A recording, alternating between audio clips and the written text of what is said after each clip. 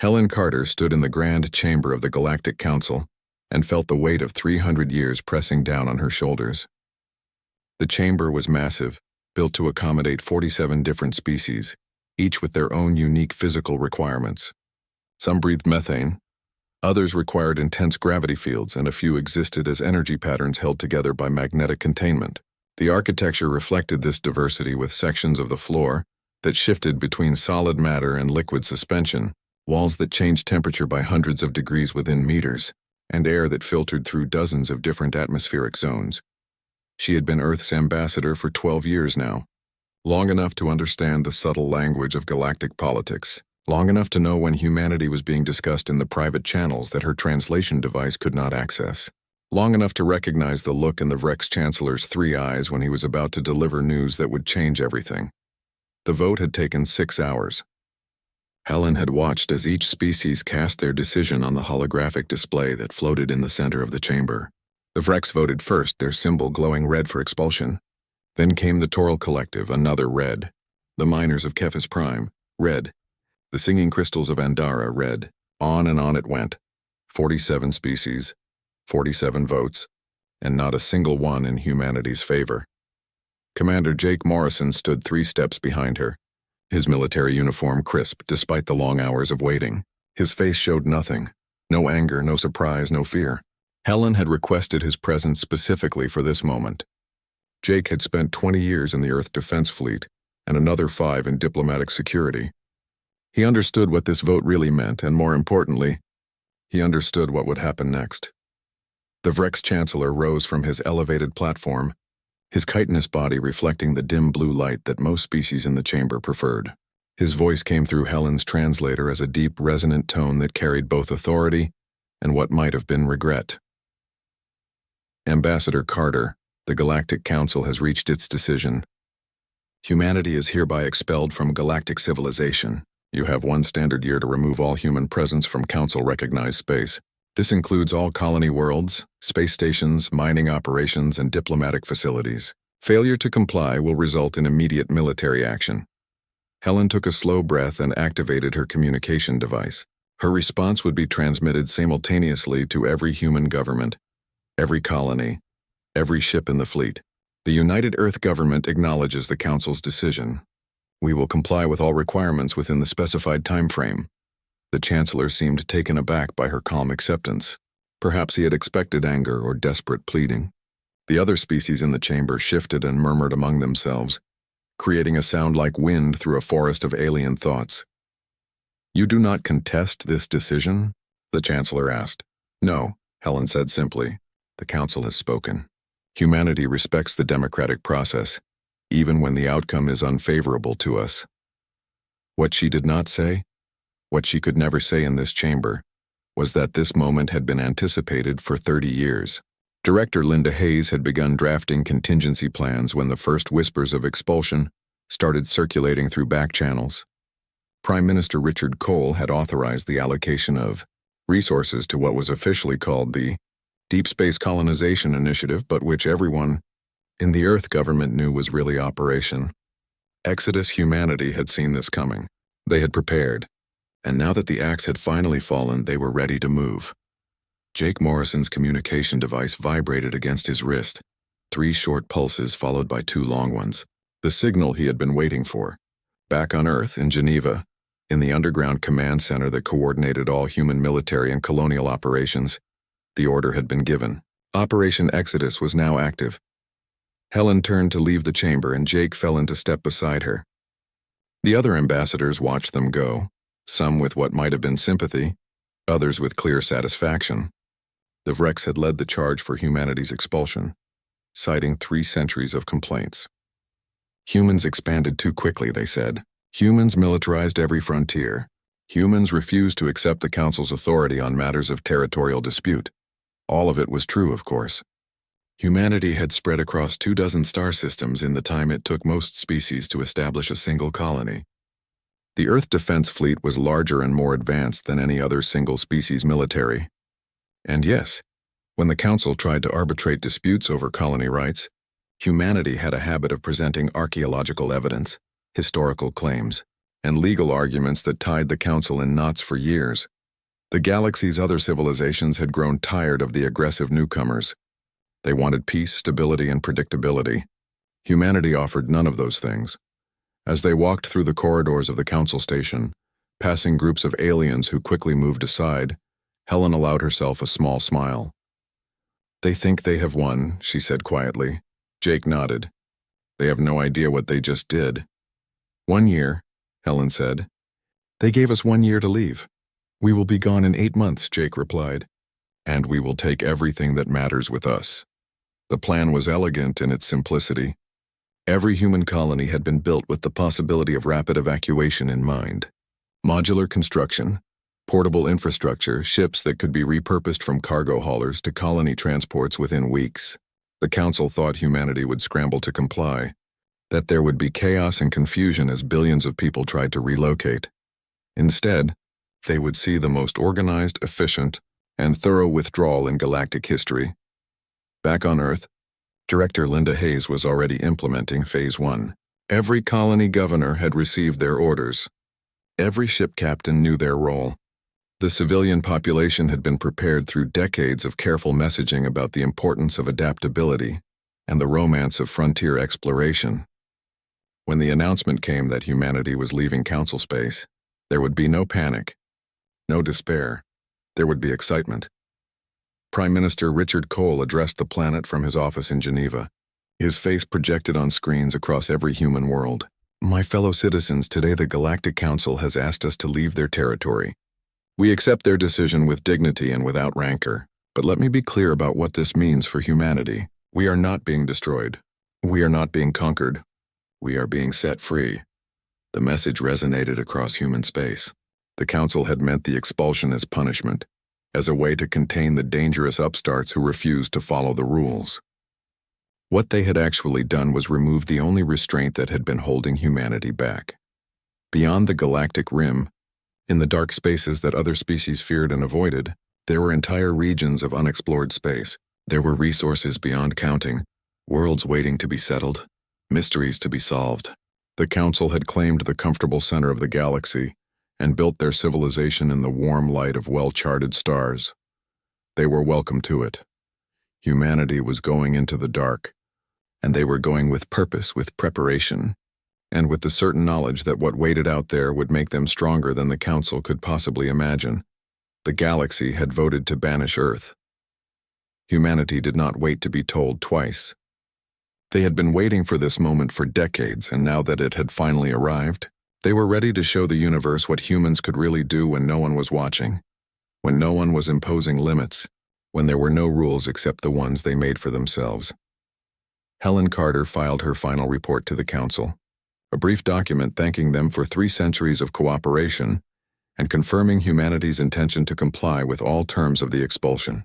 Then she erased every file in the Earth Embassy, wiped every database, and set the station to self-destruct on a timer that would activate after she and her staff had departed. When she boarded the shuttle that would take her back to human space, she looked back at the Council station one last time. "Good luck," she whispered. "You are going to need it." Captain Nicole Barnes stood on the bridge of the ECS horizon and watched as another colony dissolved before her eyes. The settlement on Karios Prime had taken 40 years to build. A sprawling city of 2 million humans who had carved civilization out of hostile jungle terrain. Now, 6 weeks after the Council's expulsion order, it was being systematically dismantled and packed into cargo containers that floated up to orbit on gravitational lifts. Every building was being broken down into component parts. Every piece of equipment was being cataloged and loaded. Every plant from the agricultural centers was being preserved in stasis pods. The humans were not just leaving Karios Prime, they were erasing almost every trace that they had ever been there. Nicole had commanded colony ships for 15 years, but she had never seen anything like this. The efficiency was remarkable and slightly terrifying. There was no chaos, no confusion, no desperate scrambling. Every person knew their role. Every task had been planned down to the minute, and the entire operation moved like a machine built from 2 million perfectly synchronized parts. General Marcus Webb coordinated the military escort from his flagship, the ECS Defender. His orders were simple but absolute: Protect every civilian transport, engage no Council vessels unless fired upon first, and make sure that every human left Council space alive. The Council was watching, waiting for humanity to make a mistake that would justify military intervention. Marcus had no intention of giving them that satisfaction. His fleet surrounded the evacuation convoy like a protective shell. Destroyers on the outer perimeter, cruisers in the middle layers, and his flagship at the center where he could direct the entire operation. The Council had 47 species worth of military power, but Marcus knew something they did not. The Earth Defense Fleet had been preparing for this exact scenario for 3 decades. Every ship had been designed with rapid deployment in mind. Every captain had trained for coordinated retreat operations. Every system had redundancies built upon redundancies. Dr. Karen Phillips worked 18-hour days in the mobile laboratory aboard the Horizon. Her mission was to preserve everything humanity had learned during 300 years of galactic interaction. Biological samples from every world humans had visited, genetic sequences from alien flora and fauna, chemical compositions of atmospheres and soil, everything. The Council thought humanity was just packing up and leaving. They had no idea that humans were conducting the most comprehensive data collection operation in galactic history. Every embassy that closed transmitted terabytes of cultural information back to Earth. Every research station that shut down uploaded decades of scientific observations. Every trade port that evacuated copied every commercial database they had access to. Karen supervised teams of xenobiologists who worked around the clock to catalog and preserve.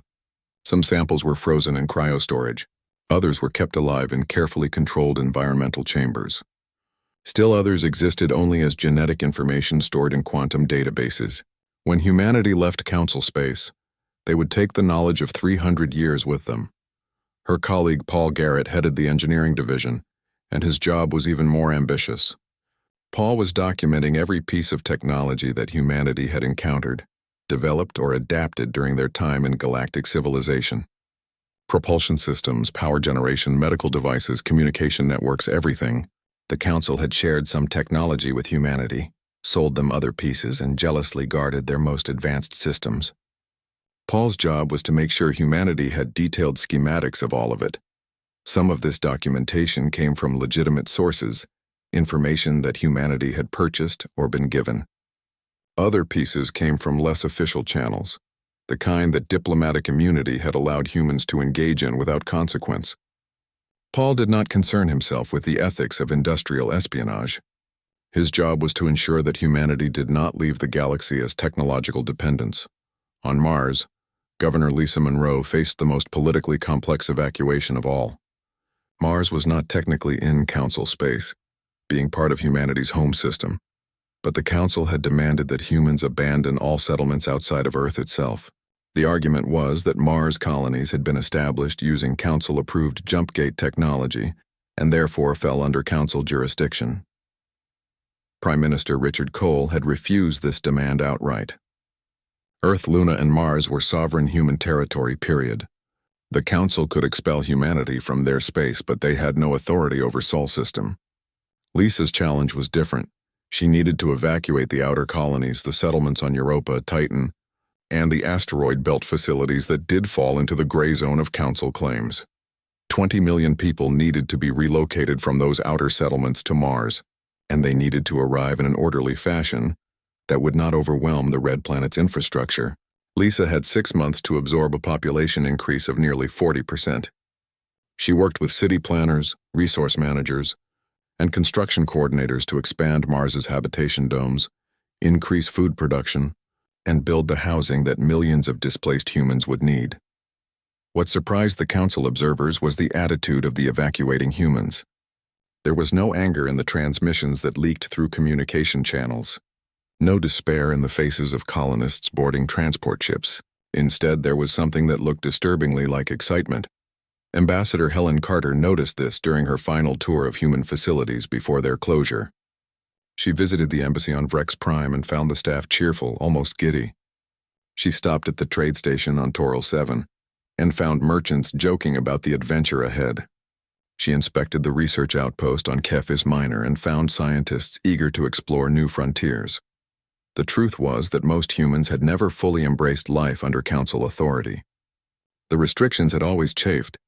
The requirement to submit colonial expansion plans for approval had been frustrating. The limits on military development had felt constraining. The constant diplomatic negotiations over every minor territorial dispute had exhausted everyone involved.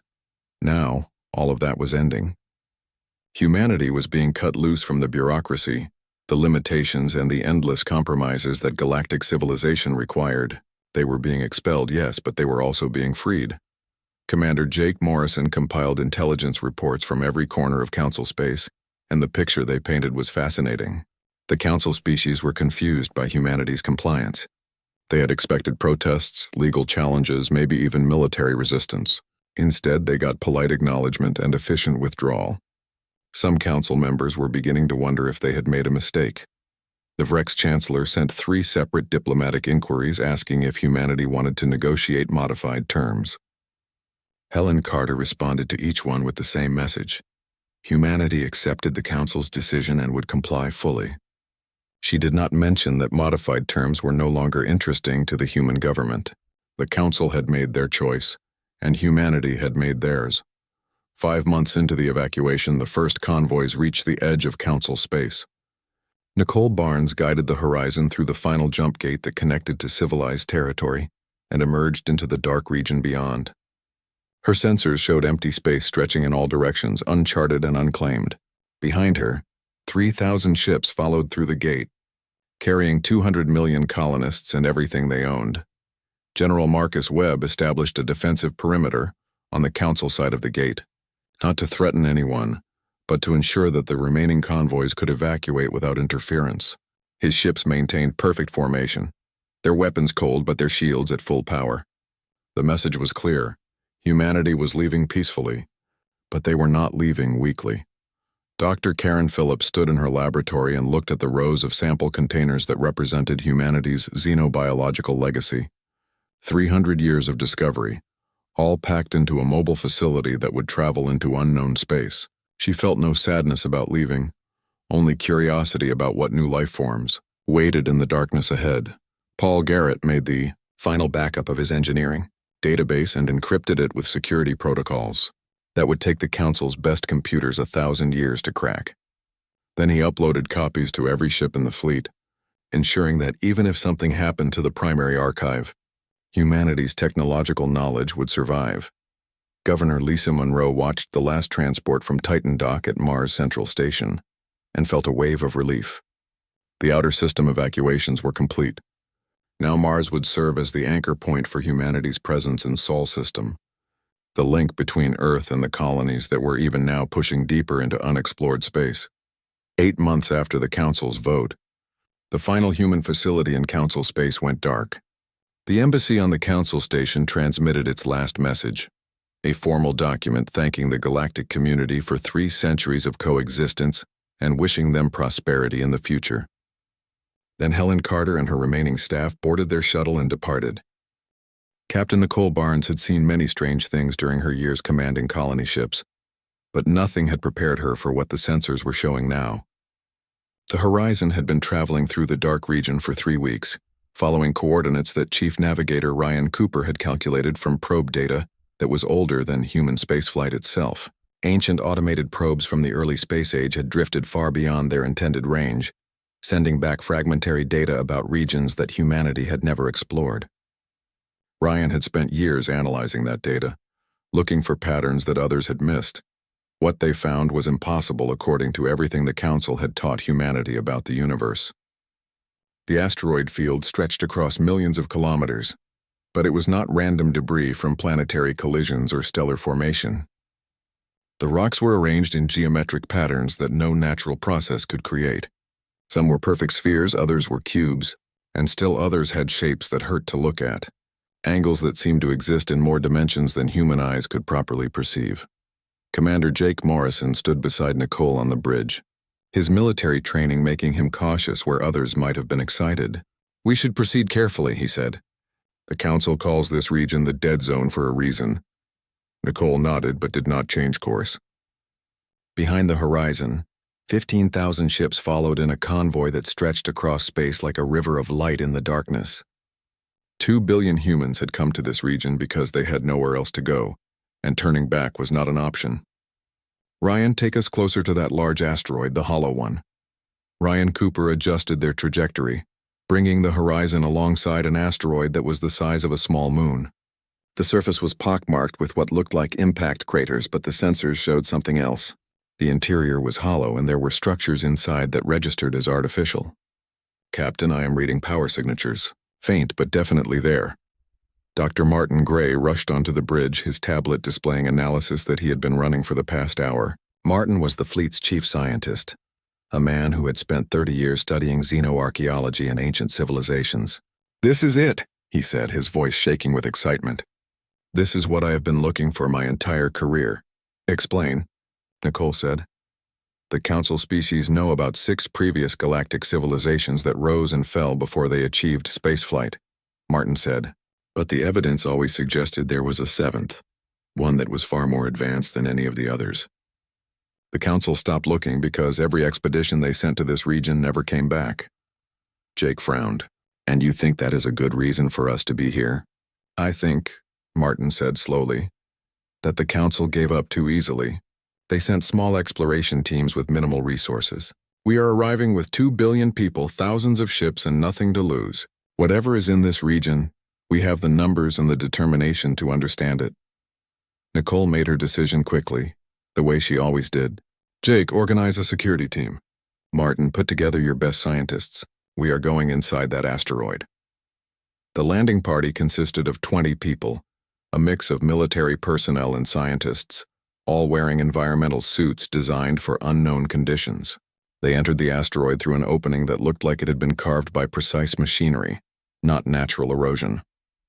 The interior was dark except for the lights on their suits, but as they moved deeper, something began to glow. The walls of the tunnel were covered in symbols that shifted and changed as they watched. Martin recorded everything, his hands trembling as he operated his scanning equipment. This writing system is beyond anything in the Council databases, he whispered. It is not just symbols, it is layered information, multiple meanings encoded in the same space. Jake kept his weapon ready, but there was nothing to shoot at. The tunnel opened into a vast chamber that must have been kilometers across. In the center stood structures that looked like they were grown rather than built, organic curves and impossible angles that made the eye want to slide away. And everything was humming with power. Engineer Paul Garrett was part of the landing party, and he immediately began analyzing the power signatures. Paul had spent years studying Council technology, reverse engineering their systems, and understanding how their ships worked. What he was seeing now made all of that look primitive. This is a reactor of some kind, he said, approaching one of the structures. But it is not using fusion, fission, or antimatter. It is pulling energy from somewhere else, another dimension maybe. Can we use it? Jake asked, always practical. Paul laughed, a sound that echoed strangely in the chamber. Can we use it? Commander, if I can understand how this works, we could power the entire human fleet for centuries without refueling. Over the next 6 months, humanity established Outpost Alpha inside the hollow asteroid. What had started as an exploration mission turned into the most important archaeological and engineering project in human history. Thousands of scientists and engineers worked in shifts, carefully documenting and studying the ancient technology that filled the asteroid's interior. Dr. Martin Gray coordinated the research effort, and what they learned changed everything. The civilization that had built this place was called the Architects. At least that was the closest translation Martin could make from the symbols. They had existed millions of years ago, long before any of the current galactic species had evolved. They had achieved technology that seemed like magic, and then they had vanished, leaving behind only their tools and their ruins. Paul Garrett led the engineering teams that began the careful process of activating and understanding the Architect systems. The first breakthrough came when they managed to power up a manufacturing facility that could create components at the molecular level. The second came when they discovered a library of data crystals that contained technical specifications for devices that the Council had never imagined. The third breakthrough was the one that would change human history forever. Paul was working late one night trying to understand a propulsion system that the Architects had designed when the equations suddenly made sense. "Oh no," he said quietly. Then louder, "Oh no, this cannot be right." But it was right. The architects had developed a faster-than-light drive that did not require jump gates. It folded space itself, allowing ships to travel anywhere in the galaxy without needing the infrastructure that the Council controlled. Paul ran the calculations 3 times, then 4, then 5. Every time he got the same answer. This was possible, and more than that, it was elegant. Human engineers could build this with the resources they had available. When Paul presented his findings to the Leadership Council that governed the Exodus fleet, there was a long silence. Prime Minister Richard Cole, who had relocated his government to New Terra, the first major settlement they had established in the Dark Region, finally spoke. "Are you telling me that we can travel anywhere without using Council jump gates?" "Yes, sir," Paul said. "And these drives are faster than anything the Council has. We could cross the galaxy in weeks instead of months." Governor Lisa Monroe, who had come from Mars to help establish New Terra, understood the implications immediately. "They exiled us to remove us from their territory, but with this technology, their territory is not safe from us anymore. Not safe from us, but we do not have to be a threat," Director Linda Hayes said. She had spent the last months setting up the colonial administration that would govern human settlements in the Dark Region. "We can trade with them or we can ignore them. The choice is ours now, not theirs." New Terra was growing quickly, a city rising from the harsh soil of a planet that the Council would have considered uninhabitable. The world had violent storms, aggressive native life, and an atmosphere that required significant processing before humans could breathe it. But humans had dealt with worse on Mars, on Titan, on dozens of challenging colony worlds. Governor Lisa Monroe had seen it all before, and she knew how to turn hostile environments into thriving settlements. Sergeant Kyle Jensen ran the training programs that taught civilian colonists how to survive on New Terra. Kyle had served in the Earth Defense Fleet Marines for 20 years before retiring to colony work, and he understood that the difference between life and death on a frontier world was usually training and discipline. "The storms come fast here," he told groups of new arrivals. "You need to know the warning signs and you need to know how to find shelter quickly." Agricultural specialist Amy Lopez was solving the food problem. The crops that humans had brought from Council space did not grow well in New Terra's soil, but Amy was methodical and creative. She crossbred Earth plants with samples they had collected during the evacuation, creating new varieties that could thrive in the alien environment. "We will not starve," she told Lisa Monroe during one of their regular planning meetings. "In fact, I think we might develop crops that grow better than anything we had before." Back on Earth, Director Linda Hayes coordinated with Prime Minister Richard Cole on the long-term strategy. The Council thought humanity was banished and broken, isolated in the dark regions where no civilized species would venture. The truth was dramatically different. Ambassador Carlos Rivera had not set foot in Council space for 2 years, but he still monitored the communication channels that connected the galaxy's civilizations. Carlos had served as Helen Carter's deputy during the final years before the expulsion, and when humanity left Council territory, he had chosen to stay with the Exodus fleet rather than return to Earth. Now he worked from New Terra, watching the galactic news feeds and compiling reports that most humans never saw. The reports had started small, just minor incidents that the Council dismissed as unimportant. A Vrex merchant ship had suffered engine failure near the rimward frontier, and had been rescued by an unidentified vessel that appeared, provided repairs, and vanished before the Vrex crew could even send a proper thank you. A Toral mining operation had been raided by pirates, and those same pirates had been found drifting in disabled ships 3 days later, with a message burned into their hull plating. Theft is not tolerated in this region. Carlos read each report carefully, cross-referencing dates and locations with human patrol schedules that Admiral Peter Grant maintained. The correlation was obvious to anyone who looked closely enough. Those mysterious helpful ships were human vessels, operating in the gray zones between Council space and the dark region where humanity had settled. The Council had ordered humans beyond the rim, but they had never specified exactly how far beyond, and humans were taking full advantage of that ambiguity. The incident reports increased in frequency over the following months. Ships reported seeing vessels that moved faster than anything in the Council fleet. Trading posts near the frontier found supplies delivered anonymously when they ran short. Criminal operations that had thrived in the lawless border regions suddenly found themselves facing Opposition from unknown forces that struck with precision and overwhelming power. The Council held emergency sessions to discuss these incidents, but they reached no conclusions. Some species thought the mysterious ships were remnants of humanity that had refused to leave. Others believed they were encountering a previously unknown civilization. A few, like the Vrex Chancellor, suspected the truth but had no proof, and no desire to admit that humanity might have become more capable during their exile rather than less. Then the Krath swarm arrived from the Galactic South and everything changed. Dr. Karen Phillips was working in her laboratory on New Terra when the first reports came through. The Krath were a species that the Council had believed extinct for 2,000 years, wiped out in a war that predated most current civilizations.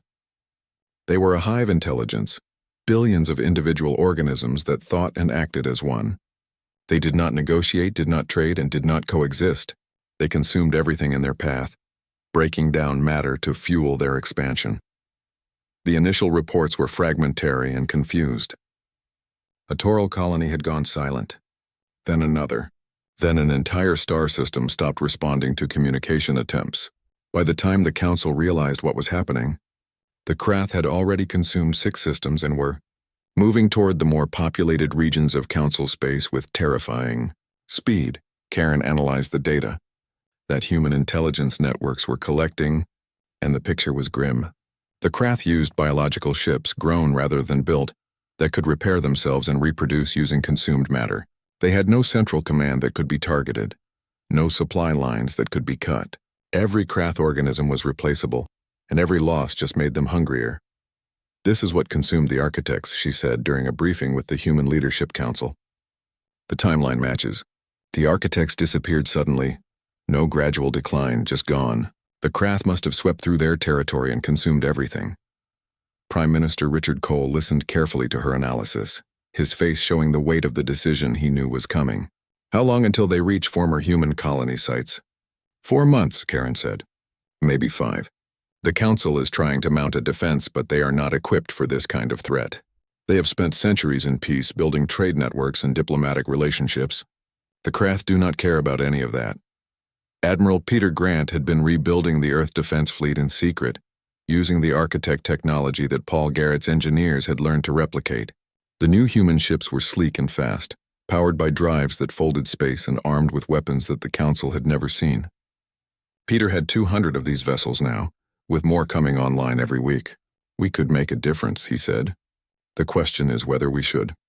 Colonel Brandon Shaw commanded the fleet's tactical operations, and he had been studying the Krath advance with professional interest. Brandon had fought in the border wars against pirates and separatists before the Exodus, and he understood how to counter an enemy that relied on overwhelming numbers. The Krath are predictable, he said. They move in waves, consume everything, then move on. Standard defensive tactics will not work against them, but I have some ideas.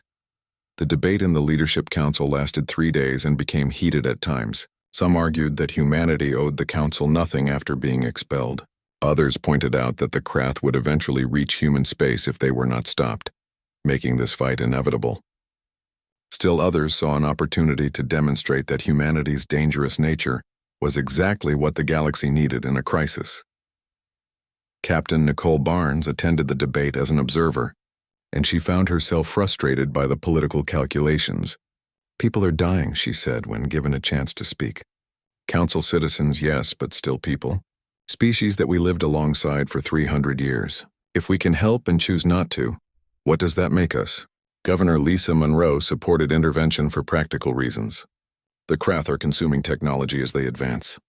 If they reach the core Council worlds, they will absorb everything those civilizations have developed. We need to stop them now, while they are still in the frontier regions. Director Linda Hayes understood the diplomatic implications better than anyone. If we help, we change the entire relationship between humanity and the Council. We will no longer be the exiled troublemakers. We will be saviors, and that gives us leverage. Prime Minister Richard Cole made the final decision alone, the way major decisions always had to be made. He thought about the billions of humans who had trusted him to lead them into exile. He thought about the technology they had discovered and the power they had gained.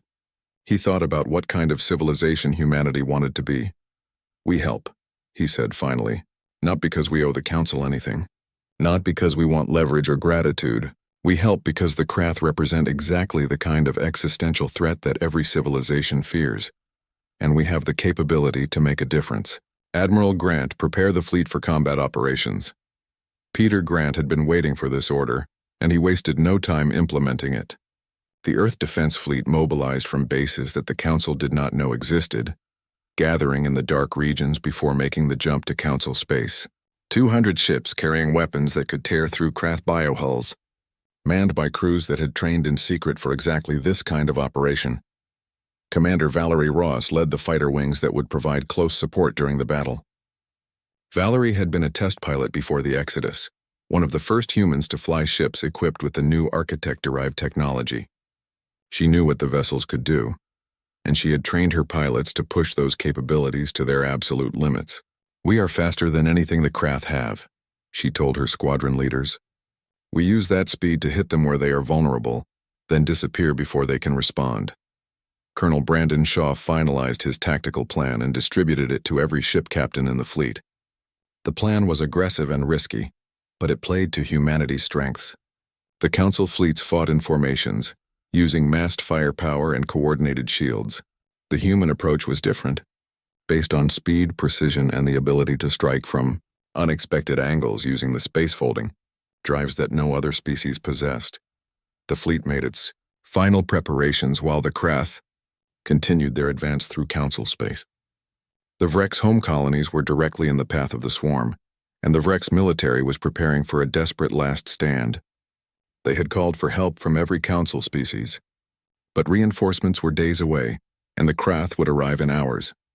Ambassador Carlos Rivera sent one final message to the Council before the human fleet departed.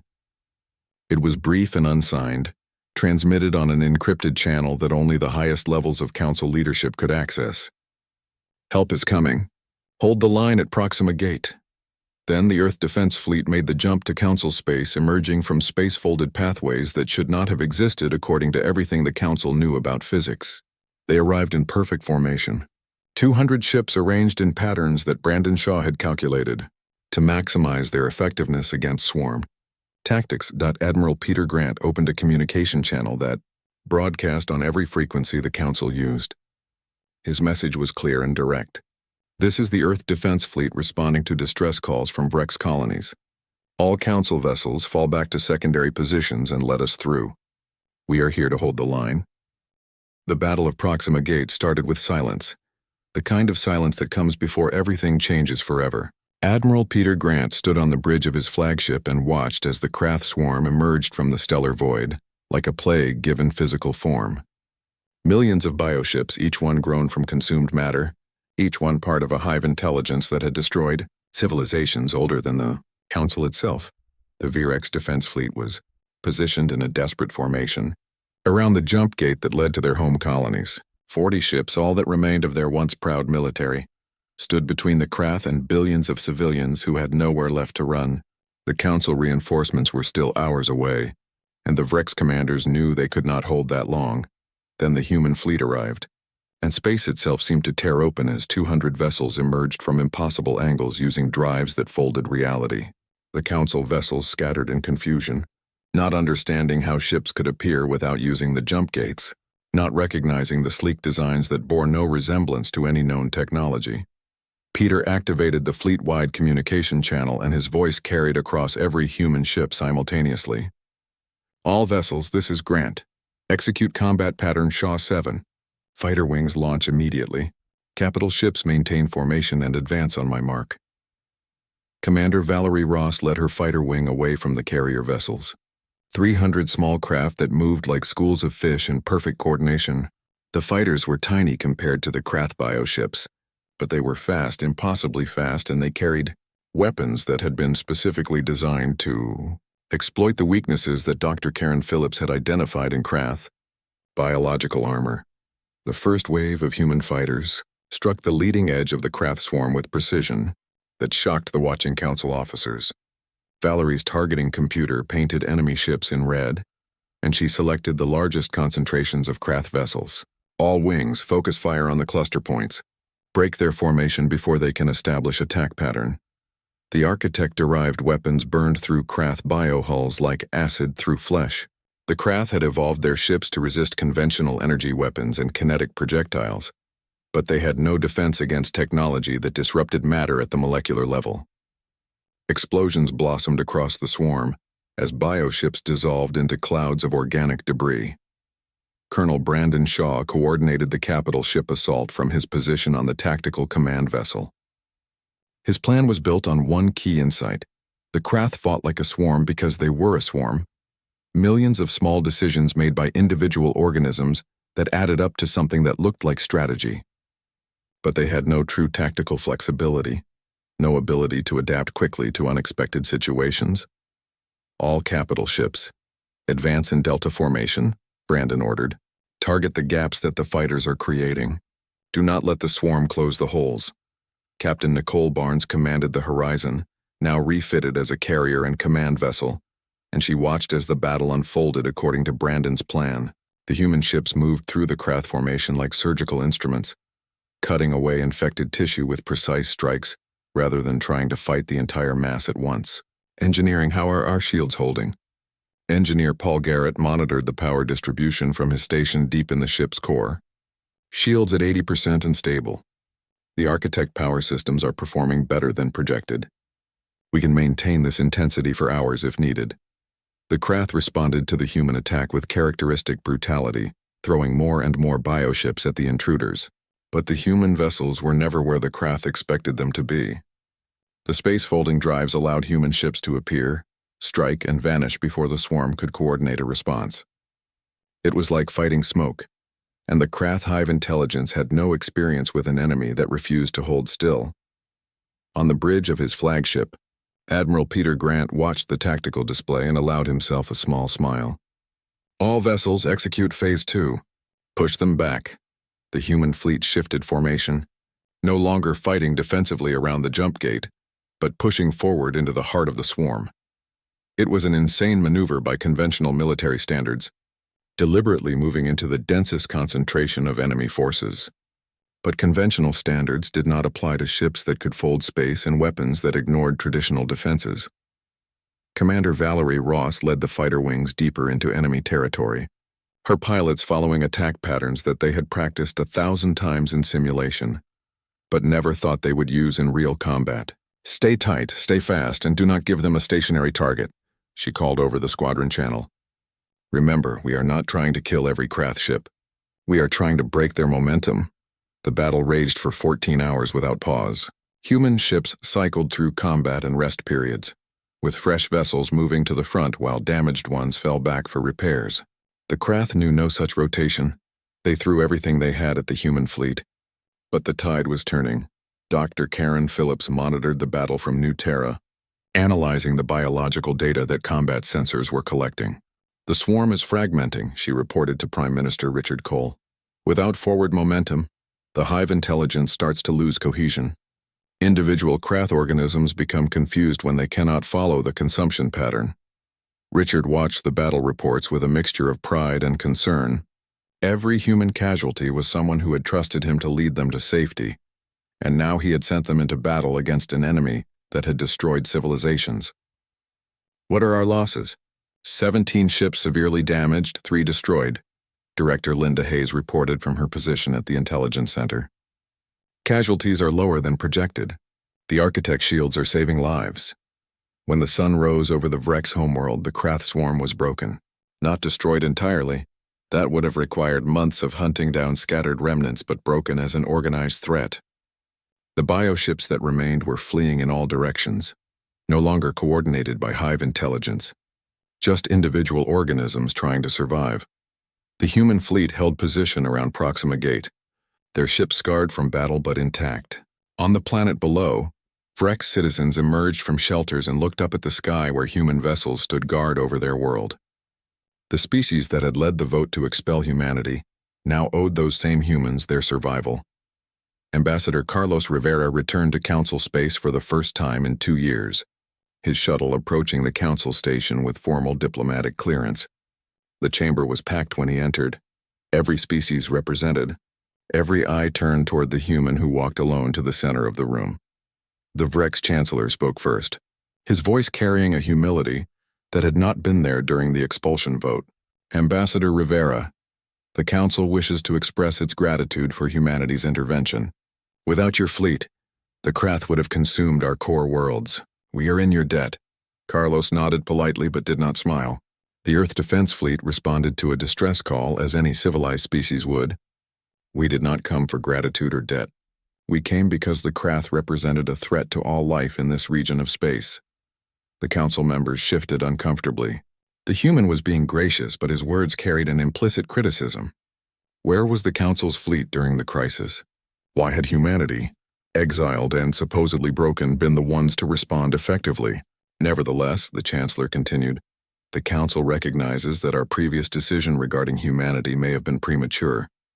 We would like to discuss modified terms for human participation in galactic civilization. Now Carlos did smile, but it was not a warm expression. Prime Minister Cole has asked me to convey humanity's position.